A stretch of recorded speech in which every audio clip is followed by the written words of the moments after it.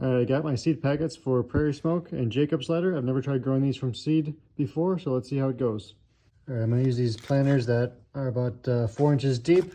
Should be plenty of depth for these two species. Their roots are not particularly deep, unlike a lot of other prairie wildflowers. First up is this Jacob's Ladder, and as it says on the back, plant no deeper than the width of the seed. Some people make the mistake of planting their seeds too deep, which means they won't germinate. Also, something to keep a watch on is the germination code. This means that you need to have 60 days of cold, moist stratification for optimum germination. So I'm going to stick these in the soil, and I'm going to stick them out in the snow for a couple months, and that should be enough for the seeds to germinate when it warms up again. Just take a look at how tiny these seeds are. So remember, don't plant them deeper than the width of the seed, which means they're basically going to be sitting on the surface. Sprinkling a few seeds into each one and just kind of lightly touching them,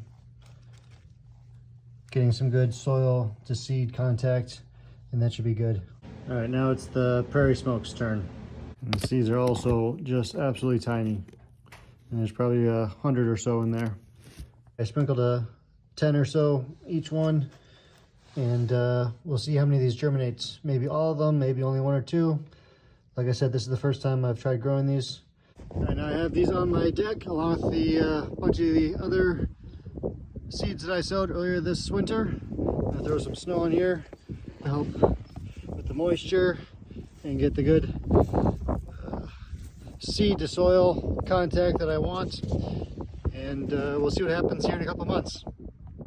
Also should add Prairie Smoke and Jacob's Ladder. They both are relatively short plants, and they bloom early in the season from, say, April to June, depending on where you're at. They are very popular with the pollinators, and they're very pretty as far as the flowers go too. So please consider growing plants like this in your yard if you want to help the environment and the pollinators, and also add some aesthetic value to your landscaping. Thanks for watching. All right, so that was plan A.